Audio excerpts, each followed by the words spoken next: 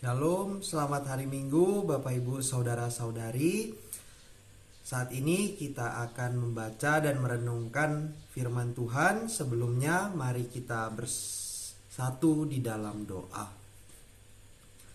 Tuhan Allah Bapa kami, pada hari Minggu ini kami bersyukur karena kami boleh kembali beribadah, dan juga kami bersyukur karena kami boleh untuk membaca dan merenungkan sebagian dari firman-Mu, di mana Tuhan akan menyapa kami. Bapa, kami menyiapkan hati serta pikiran kami untuk disapa dan juga untuk diajar oleh firman-Mu. Kiranya Roh Kudus-Mu lah yang menuntun kami dalam proses pembacaan dan perenungan kami saat ini. Tuhan, tolonglah kami agar firman-Mu ini semakin mengajar kami jalan hidup yang benar, semakin menguatkan kami di tengah kehidupan ini, dan juga semakin membuat kami teguh dan bersukacita dalam menjalani setiap aktivitas sehari-hari kami. Inilah doa kami dalam nama Tuhan kami Yesus Kristus. Amin. Bapak Ibu Saudara-saudari, pembacaan kita hari ini diambil dari surat Efesus pasal 2 ayat 11 sampai 22. Dipersatukan di dalam Kristus. Karena itu ingatlah bahwa dahulu kamu sebagai orang-orang bukan Yahudi menurut daging, yang disebut orang-orang tak bersunat oleh mereka yang menamakan dirinya sunat, yaitu sunat lahiriah yang dikerjakan oleh tangan manusia, bahwa waktu itu kamu tanpa Kristus, tidak termasuk kewargaan Israel, dan tidak mendapat bagian dalam ketentuan-ketentuan yang dijanjikan, tanpa pengharapan dan tanpa Allah di dalam dunia. Tetapi sekarang kamu di dalam Kristus Yesus, kamu yang dahulu jauh sudah menjadi dekat oleh darah Kristus. Karena Dialah damai sejahtera kita, yang telah mempersatukan kedua pihak dan yang telah merubuhkan tembok pemisah, yaitu perseteruan.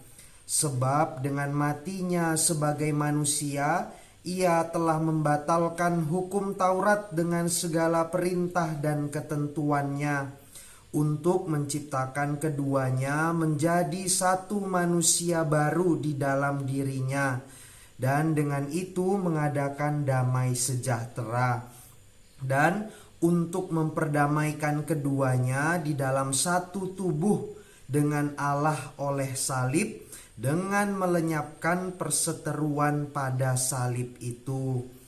Ia datang dan memberitakan damai sejahtera kepada kamu yang jauh, dan damai sejahtera kepada mereka yang dekat. Karena oleh Dia kita kedua pihak dalam satu roh beroleh jalan masuk kepada Bapa. Demikianlah kamu bukan lagi orang asing dan pendatang, melainkan kawan sewarga dari orang-orang kudus dan anggota-anggota keluarga Allah, yang dibangun di atas dasar para rasul dan para nabi, dengan Kristus Yesus sebagai batu penjuru.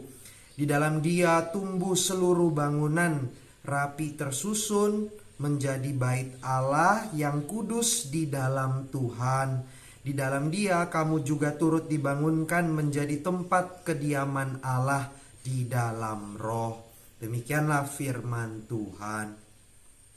Bapak Ibu Saudara-saudari sekalian, ada masalah yang sangat-sangat serius dalam jemaat-jemaat di abad pertama. Sangat serius sehingga dapat kita katakan dapat menjadi batu sandungan bagi Injil Kristus, maupun menjauhkan orang dari kebenaran atau keselamatan. Yaitu masalah itu adalah kecenderungan untuk berseteru atau bertentangan antara kalangan Kristen dari latar belakang Yahudi dan juga kalangan Kristen dari yang non-Yahudi. Bagi orang Kristen Yahudi, bahkan mungkin sampai saat ini, mereka sungguh menghargai pemilihan mereka oleh Allah. Kami bangsa yang terpilih, dan ini memang benar adanya bahwa berdasarkan keputusan Allah, berdasarkan hak prerogatif Allah, orang Israel lah yang dipilihnya untuk membawa karya keselamatan kepada dunia. Paulus pernah mengatakan bahwa mereka lah ranting-ranting asli dari pokok anggur Allah. Mereka yang terdahulu. Kita pun asli, kita pun adalah ranting dalam pokok anggur Allah, yaitu Kristus. Kita juga anak Abraham rohani, dan bukan dari anak Abraham daging, tapi anak Abraham rohani. Tapi kita belakangan, orang Israel lah yang terdahulu. Penghiburan bagi kita ya seperti kata firman Tuhan, yang terakhir menjadi yang terdahulu. Tapi Bapak Ibu Saudara-saudari, kembali ke pembahasan kita. Bayangkanlah ketika Injil Yesus Kristus belum semasif zaman sekarang. Masih di abad pertama, di awal-awal kekristenan bertumbuh. Betapa terkejutnya orang Kristen dengan latar belakang Yahudi ketika Injil itu diberitakan Paulus bahwa bangsa lain pun termasuk ke dalam umat Allah tanpa perlu menjalankan ritual-ritual keyahudian, upacara-upacara agama Yahudi, yang menurut mereka adalah sangat kudus, sangat penting, seperti sunat, menjaga daging haram dan juga daging halal. Baru tentang hari-hari besar mereka. Masakan orang-orang yang tidak melakukan itu sama dengan kami? Mungkin seperti itulah pikiran mereka. Masakan mereka mendapat kasih Allah yang sama besar dengan apa yang kami terima dari Allah? Demikian juga yang terjadi dari pihak non-Yahudi yang telah menjadi Kristen, telah mendengar khotbah Paulus maupun rasul-rasul lain, bahwa kamu sekarang karena di dalam Kristus telah dimerdekakan dari belenggu dosa dan kematian. Kamu dibenarkan berdasarkan kasih karunia dan bukan karena perbuatanmu. Begitu besar kasih Allah padamu. Itulah khotbah yang mereka dengarkan. Tiba-tiba mereka yang sudah merdeka di dalam Kristus itu, yang telah yakin bahwa kasih Allah begitu besar kepada mereka, diperumit, direndahkan, dan dalam beberapa jemaat diancam oleh orang-orang Yahudi bahwa keyahudian, hukum Taurat itu sempurna. Jadi kebenaranmu, keselamatanmu belum sempurna kalau kamu tidak mengikuti kami, yang juga maksudnya menjalankan ritual-ritual perjanjian lama. Bayangkan bagaimana perasaan mereka dikecilkan dan dituntut oleh kalangan Yahudi demikian. Ini permasalahan yang menyentuh seluruh pengharapan mereka. Penghiburan mereka di dunia digoncang. Kebanggaan dan perspektif mereka kini kabur atau dikaburkan karena keyakinan maupun tuduhan dari pihak seberang. Dan Bapak Ibu Saudara-saudari, bukankah demikian serius juga yang menjadi sumber perseteruan di dalam umat Tuhan masa kini? Yaitu satu pihak merasa perspektifnya terancam oleh karena ada perspektif yang lain. Pengharapan yang dimiliki satu pihak dirasa diganggu oleh keberadaan pihak lain. Penghiburan mereka selama ini kini terancam karena penghiburan tandingan dari pihak lain. Jadi apa yang terjadi masalah dalam jemaat di abad pertama juga masih terjadi dan sama seriusnya dengan masalah yang juga terjadi di jemaat-jemaat kita saat ini. Contoh, di awal-awal pandemi ada yang mengatakan gereja virtual itu tidak sempurna. Orang bisa sambil tidur-tiduran, pakai kaos-kaos sambil makan. Dan menurut sebagian dari mereka, ibadah itu mesti di gereja, di tempat yang dikhususkan untuk itu. Namun ada juga pihak lain yang berpendapat ibadah tidak mesti di gereja. Yang penting kan beribadah, percaya, berdoa, bernyanyi, baca firman, mendengarkan khotbah, memberi persembahan. Itu semua juga bisa terjadi dalam ibadah virtual. Untuk apa beribadah di gereja? Lihat orang lagaknya seperti malaikat, seperti orang suci, padahal kelakuannya begitulah katanya. Jadi ibadah elektronik sah-sah saja dan apalagi mungkin tidak menambah dosa. Nah, Bapak Ibu saudara-saudari, ada perbedaan, bahkan mungkin bisa menjadi polemik dan bisa sampai konflik. Bagaimana kita menanggapi situasi ini? Apakah kalau ibadah secara virtual tidak seperti yang kita harapkan, kita akan marah? Atau sebaliknya, ketika ibadah gereja kini diprioritaskan, maka kita yang mendukung ibadah virtual, kita akan marah? Nah, oleh karena itu pada saat ini kita belajar dari firman Tuhan. Paulus menunjukkan bagaimana kita harus merespon perbedaan dan perseteruan yang ada di tengah-tengah kita. Ia mengajak jemaat untuk menyadari tentang siapa diri mereka itu. Apa yang telah dilakukan Kristus bagi mereka, dan untuk meneguhkan kepercayaan serta menghormati Kristus. Nyambung tidak ya Bapak Ibu saudara-saudari? Tadi adalah bagaimana merespon adanya perbedaan, bahkan ada perseteruan dalam jemaat. Paulus justru mengajak jemaat untuk menyadari siapa sih kamu, apa yang sudah Kristus lakukan bagimu. Baru teguhkanlah kepercayaanmu kepada Kristus. Ingatlah dulu kamu siapa, di ayat 11 dikatakan demikian. Kamu tanpa Kristus, kamu tidak termasuk warga kerajaan Allah. Kamu tidak bertuhan, tapi sekarang kamu orang-orang yang percaya kepada Kristus, yang beroleh keselamatan, yang beroleh perkenanan Allah hanya karena kasih karunia-Nya, oleh karena darah Kristus yang tertumpah. Bukan karena apa yang kamu miliki, apa yang kamu pikirkan atau niatkan, atau telah kamu buat. Ingatlah hal itu. Kamu dulu bukan siapa-siapa, tapi kamu menjadi berharga karena kasih karunia. Oleh karena itu, di dalam Kristus, kamu yang dahulu jauh, sekarang sudah dekat. Kamu berdamai dengan Allah. Penghiburanmu seharusnya tidak hilang. Kebanggaanmu atau harga dirimu seharusnya tidak terganggu.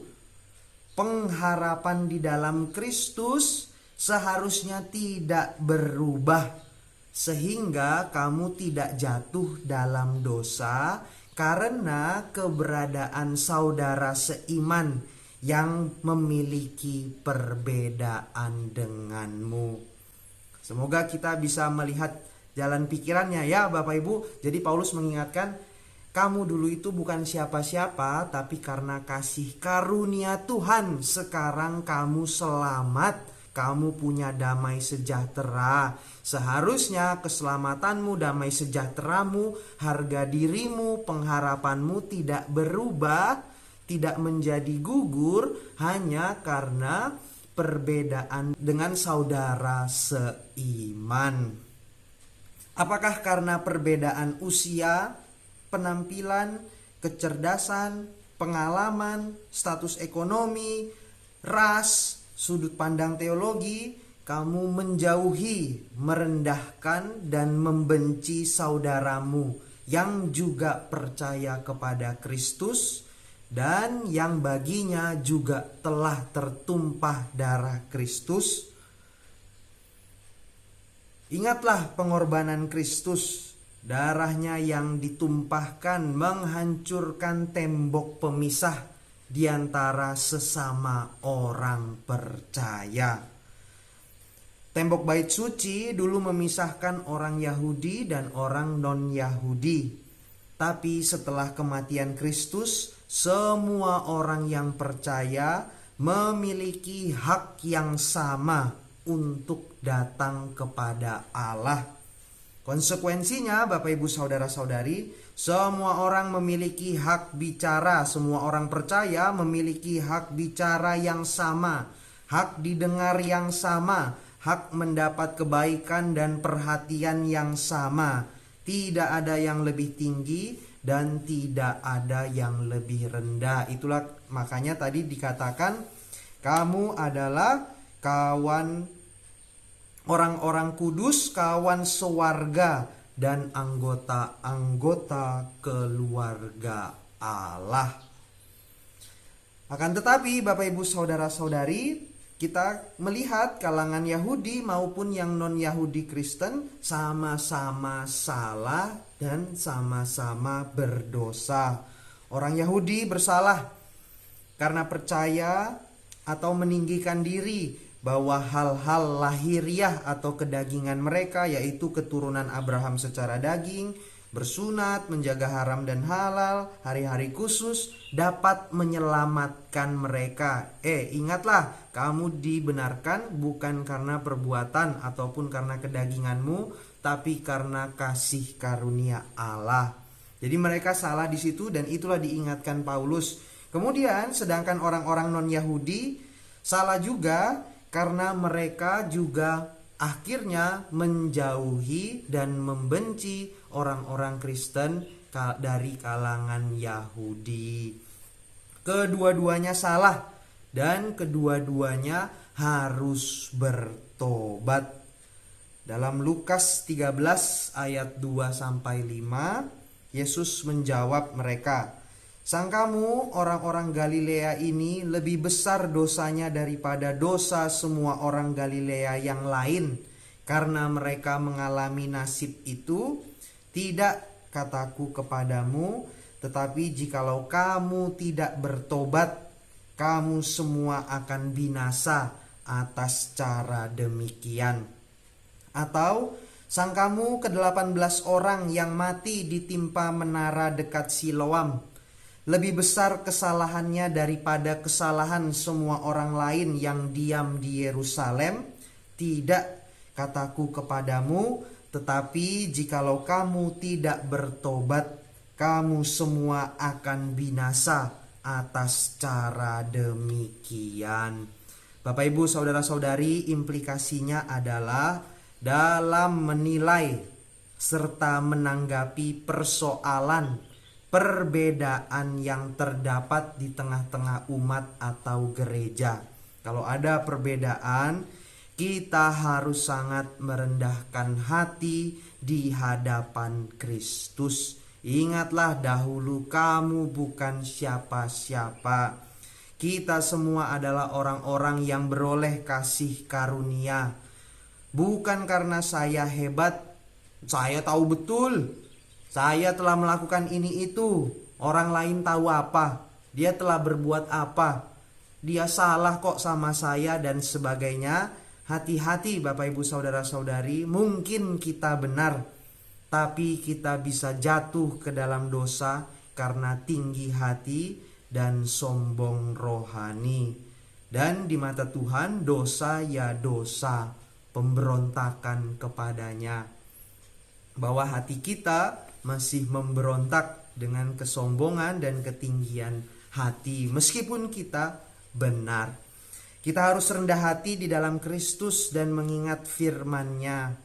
Roma 12 ayat 18, sedapat-dapatnya kalau hal itu bergantung kepadamu, hiduplah dalam perdamaian dengan semua orang. Jadi kita harus berusaha mendapatkan perdamaian. Kalau itu bergantung pada kita, kita selalu mengusahakan bagaimana supaya bisa damai. Atau firman yang lain, kasihilah musuhmu dan berdoalah bagi mereka yang menganiaya kamu. Dan Bapak Ibu Saudara-saudari, seharusnya ini pun bermusuhan, seharusnya tidak ada di antara sesama orang percaya. Tapi kalaupun ada seperti ini, kita harus tetap sabar dan jangan sampai jatuh ke dalam dosa karena emosi, karena pesimis atau tidak berpengharapan, tidak beriman dan tidak lagi berdoa. Atau karena kita menjauhkan diri, karena kita dimusuhi atau karena kita kecewa, kita menjauhkan diri dari persekutuan orang kudus. Dan itu sangat fatal. Ingat ayat tadi, sangkamu orang-orang yang berbeda darimu itu yang kau anggap salah, lebih besar dosanya daripada semua orang lain. Kata Tuhan Yesus, kalau kamu tidak bertobat, kamu pun akan binasa dengan cara yang sama. Jadi ini sangat serius Bapak Ibu Saudara-saudari. Memang ada yang tidak benar, bukan artinya kita berkompromi dengan yang tidak benar itu atau menoleransi ketidakbenaran. Tapi hati-hati, cara kita juga harus benar dalam menyatakan yang benar. Ayat 14 mengatakan, karena Kristuslah damai sejahtera kita yang telah mempersatukan kedua pihak dan yang telah merubuhkan tembok pemisah, yaitu perseteruan. Seharusnya ada damai, ada kerendahan hati, ada kesatuan dalam gereja.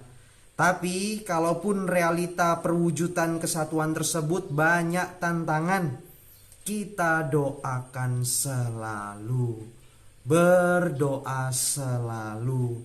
Doa adalah nafas hidup orang Kristen katanya. Dan memang betul bahwa hidup kita ini seharusnya senantiasa merupakan pengharapan dan seruan kepada Tuhan. Dan selain berdoa tentulah juga kita usahakan, tapi dengan hati dan emosi yang dingin, dan dengan iman yang teguh dan penuh pengharapan, penuh optimisme, karena kita mengingat dan menghargai Tuhan kita. Kita menghargai salibnya. Penting juga bagaimana menghadapi sebuah persoalan atau perseteruan di dalam jemaat adalah dengan menundukkan ego kita, memandang saudara seiman sebagai sungguh-sungguh saudara kita, dan mendiskusikan persoalan berdasar hanya pada apa kata firman Tuhan. Bukan kataku, bukan katamu, tapi apa kata firman Tuhan. Dan menyetujui firman Tuhan itu. Ingatlah, salib Kristus yang memperdamaikan semua orang percaya. Mari kita menghargai pengorbanan Tuhan kita dengan berusaha menjaga kesatuan dan kedamaian di dalam jemaat atau tubuh Kristus. Amin. Tuhan memberkati.